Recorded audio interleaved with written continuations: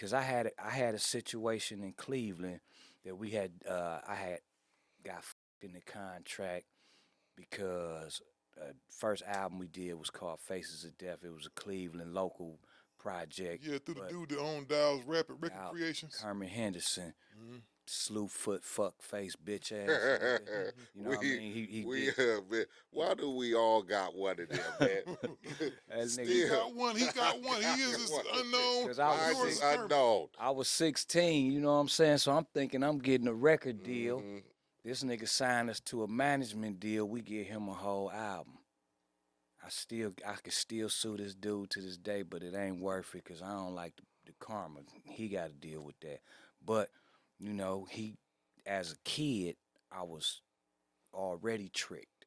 So I already knew when we got to E, like I knew what a renegotiation was. So I'm like, and then when I heard we was platinum, boom. So we went from a 12-point deal to a 16-point deal, from a 16 to an 18, from an 18 to a 22. By the time we left Ruthless, we was 50-50 with them. You know what I'm saying? So it worked out for me. Busy didn't see it the same way I saw it. You know what I mean? The rest of us saw it like, okay, we establishing something. Now we built something now, you know, and we was cut from that Eazy-E cloth. So it was like the doors that was open for us was unlimited. You know what I mean? So that was the reason why we went in and we signed the first contracts, because you got to get in the door, man. Once you get past the gatekeepers, then you can probably, you know, you can construct your world the way you see fit. You know? Now, y'all having so many people in the group, man, how hard was that negotiating, man? Because you pretty much got to have everybody in agreement for it to be popping, right? Right. So, you know, we used to have this thing called majority rule. It's 5 of us, you know what I'm saying? So if 3 niggas was down, then the other 2 had to roll. We lost that along the way, you know what I'm saying? Because once everybody got money, it was like, now I'm going to do what I want to do. You know what I mean? But in the beginning, our little democracy was we going to vote. If it's 3-2, you know what I mean? And the majority rule. And that's how we was able to keep going without standing there and just, you know, and fighting and being stagnant.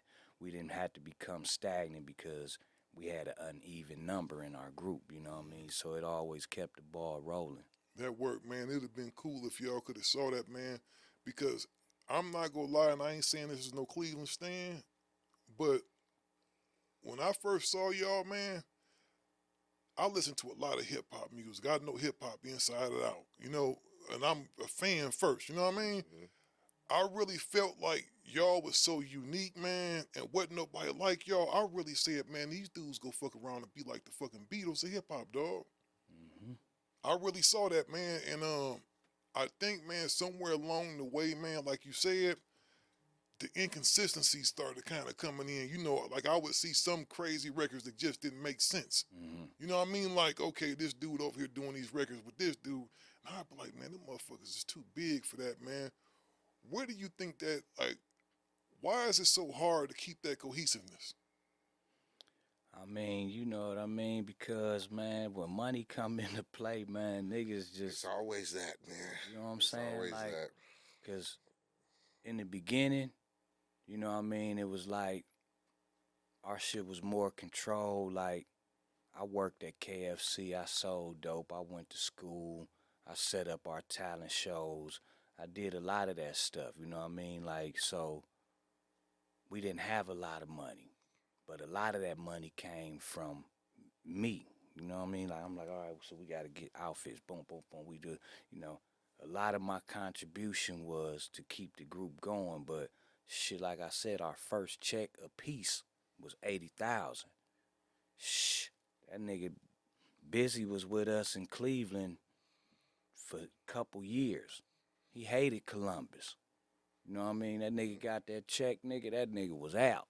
That nigga went straight to Columbus. We like, where's this? You know what I'm saying? But that's what money do. It give you power to do. You don't have to listen. We don't have to sit down and mastermind together. You know what I'm saying? Like I got my own ideas, and then you got other people that got ideas that didn't have nothing to do with the original idea. Now you over here with two people in your ear. I got three in mine, and that's when the wedges start coming in. You know what I mean? But us being family, you know what I mean, we kind of leaned on each other. That's why we still here today. We was more family orientated, you know what I mean? So when the wedges came down, one of us always knew like, oh, we got to pull it back together. So if it wasn't me, it was Flesh. You know what I'm saying? If it wasn't Flesh, it was Big Wish. Like fuck that, we family. You know what I'm saying? So our family aspect, our parents knowing each other and growing up in the Glenville area together and knowing each other is what helped us stand the test of time.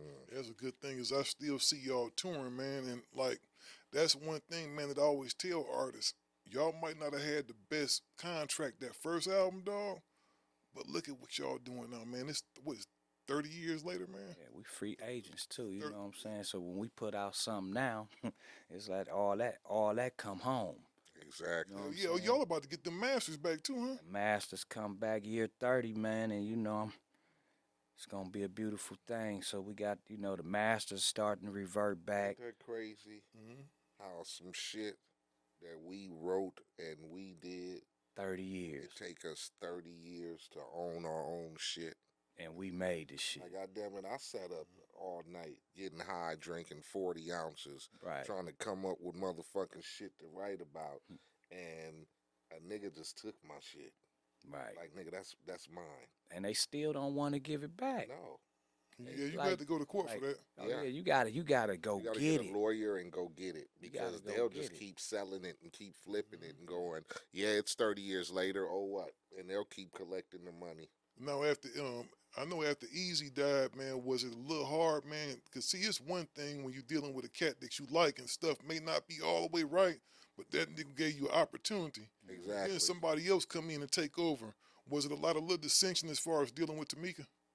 I mean, it was like, you know, I said like this. So when we was working with Eazy-E when he was alive, he just put us in the studio and said, y'all niggas give me an album. He didn't look over our shoulder, or I want another Crossroads, you know, all that shit hadn't happened yet. So he let us do whatever we want. He let us be us, and we came with our shit. By the time Tamika and Ron Sweeney and all them other players came into play, when that happened, it was like they was looking for something. You know what I'm saying? It's like Tamika wanted to tell us how to do our record or which record to do. You know what I mean? Like, and we didn't have that, so we had 100% freedom when he was alive, and then when he wasn't, we had people trying to tell us how to do our shit. Well, we need another Crossroads or something to sound like. So we did Crossroads. Boom, now we gonna give y'all Change the World. And now we gonna give y'all If I Could Teach. So, you know, if you look at our songs, it's like 7, 8, them kind of songs of each type kind of song. You know what I'm saying? Because motherfuckers was looking for the next, instead of just letting us letting us create and come up with our own. Right. Now y'all telling us, oh, y'all got to do another Crossroads, or you got to give us another hit single. Yeah, once you like say we didn't know Crossroads was gonna be a hit, so why we chasing that? You know yeah, what and I'm if saying? you was being left to your own devices, the first project, I'd have just let y'all keep doing. I'd have said, obviously they know what they doing. Let's leave them alone. Yeah, that's what he did. He was like, okay, I'm gonna get y'all niggas some producers. He put us in the studio with Rhythm D and DJ Unique, Tony C, all these guys, you know what I'm saying, Dre Ghost, we was all in the studio with, and he would go handle business. You know, he'd be out there, or he had his office set up over here, all the white people coming in and out. He ain't mess with us. He like, what y'all? Let me hear what y'all did, and we'll play it for him, and he'll like it or not like it. You know what I'm saying? But most of the time, he liked it. He was hip hop. Y'all write me a verse. No, you gonna write your own shit, E. You know what I'm saying? Like, cause, and he really started like he was finna be a Bone member, man. Is that right? On everything. You see the braids to the back, man. You see before he left Earth, man, that nigga was braided up, you know, still in the same Pendleton, buttoned up, hot as hell, you know what I mean? But at the same time, the curl was going slowly fading out. I mean, that was E-Bone. That would have been hard, dog. That would have been dope. It was happening, man. Like all that shit happened so fast. Did it seem surreal, bro? Because sometimes sometimes I've had like my own incredible moments in life to where sometimes I just like to slow it down and embrace the moment. Because I'd be like, man, this shit really happening for me. Right. Like right now, was it one of those type of moments with you? I mean, yeah. I mean, we got out to California November 23rd. We left November 23rd, 1993. Our first shit came out June 24th, 1994. So we didn't hook up with Eazy-E until like February. You know what I'm saying? So February, March, April, May, we recorded that, all about 15 songs. He put that shit out. He took his album. He was finna put his album out. And if he hadn't have did that, we wouldn't have never came out. He stopped his album, put our shit out. And that was 94. E died in 95, so we only knew E a little over a year. Wow. It changed y'all life that quick. That quick. And was unselfish about it because he said, I'm not going to put my album out. He was a major artist at that time. Yeah, and he had some shit because he wanted to bomb. He was coming on it. He had it for the dog pound. He was coming for them niggas. But he saw our talent though. This for me was solidified him as an executive visionary. Right. That nigga stopped what he was doing and was like, I'm gonna put these guys out. That's as the an difference. Executive. That's the difference between a rap executive and a nigga who know the vision. Like, it ain't about me being here. Right. These niggas is gonna surpass me. Right. You get me? But I need to go there right now. I'm thinking like an executive. Because a normal nigga in that position would be like, man, put my record out first. Especially since he don't been gold. You got a gang of them. Right. You got a gang of niggas who call themselves executives, but then they don't think like that. Right. That's why the careers and the successes of their artists don't climb past the motherfucking anthill because they don't see the vision of going, man, these niggas is finna be way larger than you get me? Right. So let me stop my shit and let's shoot they shit right here. That was smart, you get me? But like you said, E was a real executive and shit, you feel me? He learned that from being a street hustler, you feel me? Like, I know what works and not gonna work.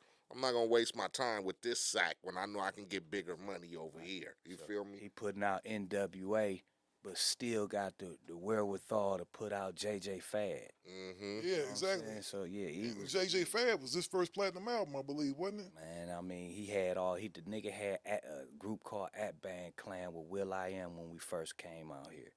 So this nigga had all kind of weird artists. Like he was really like. He was that. I wanted to be that. Like, you know what I mean? I'm a real record fucking label. Yeah. Gangsta Chronicles, we gon' tell you how it goes. If I lie, my nose will grow like Pinocchio. We gon' tell you the truth and nothing but the truth. Gangsta Chronicles, this is not your average